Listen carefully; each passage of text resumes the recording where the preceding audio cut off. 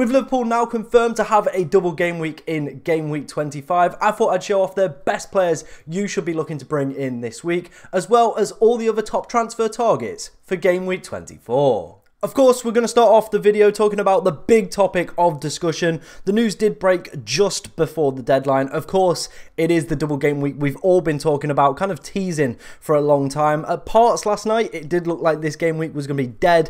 It was going to be over. It wasn't going to take place. It is now taking place. So Manchester City do obviously double. We've known about that one for a while. They will face Brentford and Chelsea. Now it has been confirmed as well. Liverpool will face Luton and Brentford in game week 25. Obviously Luton and Brentford doubling as well, but both of their fixtures, they're not as good. They're not as good as Liverpool and City, and there's not, you know, the calibre of assets that the other two teams have. So, you know, it does pose some very interesting questions. What players are we going to bring in? Maybe are we not going to bring any in at all and potentially go the free hit route? Or are we going to play that triple captainship? Obviously, we will be discussing that in other videos on the channel, so do be sure to like, comment and subscribe for those ones. We'll probably have a game week 25 kind of preview, building up to that double game week, what chips to use, what way is the best to attack it. But I thought today in transfer targets we would start off by talking about the certain players I think you need to be going out there and buying in the market if you're not planning on using that free hit chip. So let's go and take a look at some of these. These are the 5 top players for me for Liverpool. We will go through Manchester City in another video, potentially later in the week. I think for City, just to outline them, probably would be KDB, Haaland, Foden are probably the top few. Walker's just sneaking it. Everyone else is not really in any sort of consideration for me. But I do want to see Manchester City play first, see what minutes Haaland and KDB do get before recommending any of these players to you guys. But these are my top 5 potential Liverpool targets that you could go out and get there. Starting off with Trent Alexander-Arnold.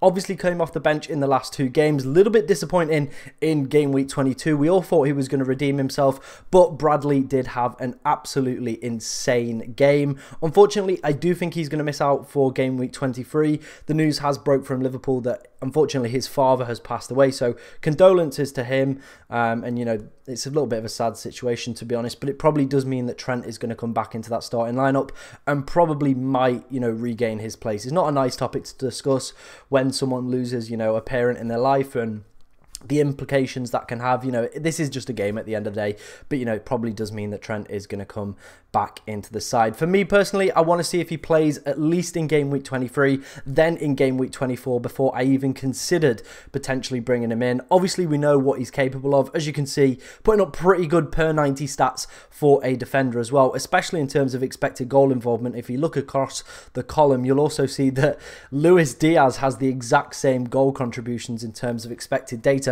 per 90. So that shows the capability that Trent Alexander-Arnold does have. You are basically getting yourself a midfielder for a defender, hopefully as well with the 2 positive fixtures in that double for Liverpool. You do feel that they probably should be keeping a clean sheet, or you'd at least hope. You know, Brentford and then the Luton at home game, at least 1 clean sheet out of that one. Few people have suggested Konate as well. I think he's not a bad pick. Same with Virgil van Dijk. If you've got the money, potentially going spare and looking for a defender, maybe don't want to go straight all into Trent. I think those 2 could also be great assets, but I do think Trent just offers that little bit more in terms of attacking creativity. Moving on to the man of the moment, it is Diogo Jota. Wow, what a player. And look at some of these per 90 stats that he's putting up so far this season. Obviously had limited minutes due to injuries, but the per 90 data is absolutely astounding. 0.87 goals per 90, 0.49 assists per 90, 0.71 expected goal involvement, but the big one, 9.13 points per 90 is absolutely ridiculous. I even feel when Salah is potentially fit and available, I still think Diogo Jota is probably going to be throwing his hat in the ring as a starting contender. So again, definitely one to see how he pans out over the next week, see whether or not, you know, the progression of Mohamed Salah. I think that does link nicely to the next player as well we are going to talk about, which is Salah. But I definitely would be waiting to see the kind of injury situation before deciding which one of these 2 to bring in. I think for me it's a split between going Jota or Foden, and if obviously Salah is potentially back and available for maybe even one of those games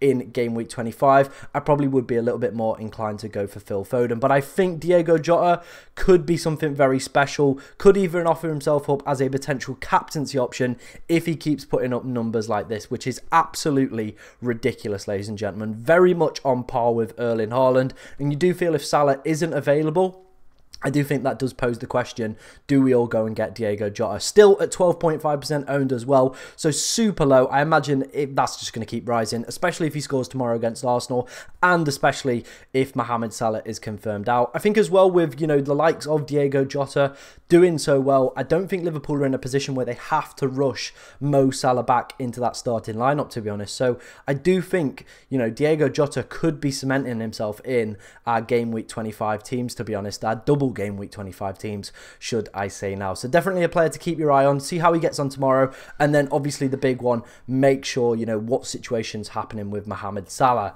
Obviously we are going to talk about Salah as well. Has been training, pictured on the grass in trainers. Again, I did cover this in the game week 23-22 preview, one of the ones, the game week 22 preview I think it was, or the 23 preview. He's in his trainers, he's just kind of having a run. It's like odds and spods. There's not really too much you can go off that. Obviously, certain, you know, medical people on Twitter and in the FPL community are kind of having their say, but I don't think personally they're going to rush him back. Especially, I don't think he might not be available for at least one of the games in the double game week. If he obviously is fit and available for the game that they have beforehand, the Burnley one next week, great. But I don't think it's going to happen, so I think we might miss out on Salah potentially being back. I don't think Liverpool are going to rush him back with obviously Europa League, Cup competitions, and this kind of final mount charge in Klopp's last season going towards the Premier League. Moving on to our next player, and it's going to be Darwizzy. Again, this is a player who's caught my eye. I know he picked up that 2 points, absolutely trolling last game week in game week 22, but it is what it is. The man is an absolute machine at picking up expected goal involvement. As you can see, outperforming everybody else on this list per 90. His goals and assists are a little bit more questionable. They need to probably be a little bit more bumped up for a lot more of us to potentially be considering him, especially with his points per 90 as well. Those probably need to be a lot higher. But he is a player I think is definitely on a lot of people's radars. I feel if Watkins blanks against Sheffield United, he might be one. I know a lot of people have got Dominic Solanke. They've got tricky fixtures in 25 and 26. So potentially could just do a short-term switch to Darwin for that game week 25 and then bring Dominic Solanke back in for 27, 28, 29 for Bournemouth's positive run there. So that potentially could be something that you could eye up if you do have any of those players. And then Luis Diaz, I've seen a few people mention him. For me, I don't think he is really an option. Probably the other four are more likely to come into my team.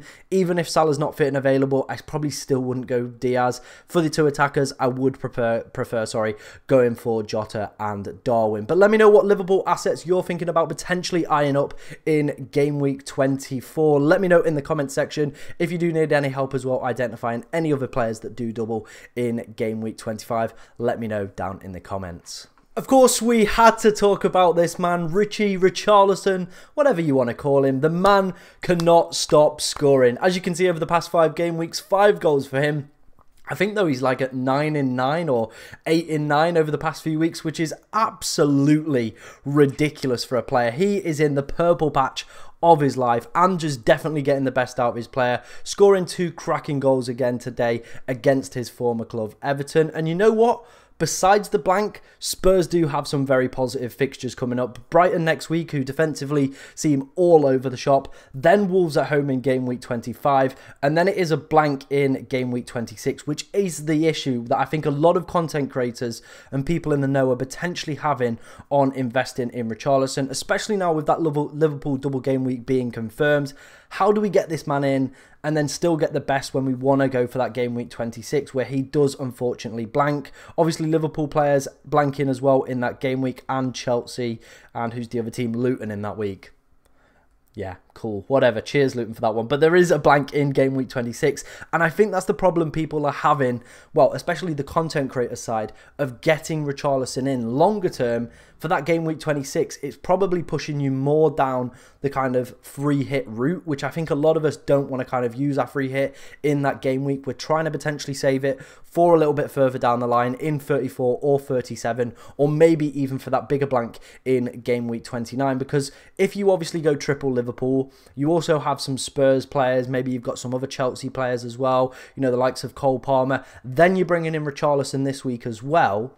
It would mean that then you're pretty much going to have to free hit out of game week 26, which is not the ideal situation. Yes, there are definitely some positive fixtures, but I think it can be avoided.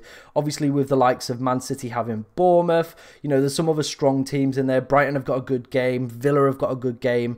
So I think it is a little bit of a difficult one to potentially navigate. Obviously, a lot of people, if you've kind of decided your chip strategy, you think, you know what, I'm going to go for the free hit in 26, then by all means, I think bringing in Richarlison would be a superb move. Obviously, you want to start getting some Liverpool assets in as well, now for that double game week, then their blank game week. But if that's the chip strategy you've decided on, go in for that free hit in 26. I think I would 100% be eyeing up Richarlison, because the form that he's in is absolutely stupendous. And even the fixtures afterwards, Crystal Palace, Aston Villa, Fulham and Luton. Obviously, Spurs still have the possibility of not blanking in 29 as well, so could be a very nice long-term hold. And I even feel when Son is back, if Richarlison's still in this form, he's going to find it a little bit more difficult. Obviously, Son does have, I think it's Australia in the Asian Cup, so he's at least not going to be back till 26, maybe even 27. So I think if you were free hitting in 26, I probably would be very, very keen on going for Richarlison. Other than that, I think it might be just have to be one of those players that we've just missed out on. You know, we're not going to be able to get him in, because then, you know, if we do have triple Liverpool, maybe some Spurs boys, some Chelsea boys as well, then we are going to have to kind of prioritise what players we do go for, in my personal opinion. I think if you are, like I said, if you are free hitting, go for it. Go and get Richarlison in. If you're not, I think it's definitely, you might have to avoid him, which is a little bit of kick in the teeth. Probably going to be some weeks where you're going to be hiding behind the sofa. You could always take that 2-week short gamble on him and hope for the best and hope it all works out. But I think longer term, it's not going to quite work out unless you are hitting that free hit chip, like I said, in game week 26. Those were my transfer targets so far for game week 24. Let me know what you think of them down in the description. There will be more videos coming out this weekend helping you to prepare for the future double game weeks, all your chip strategies and all that.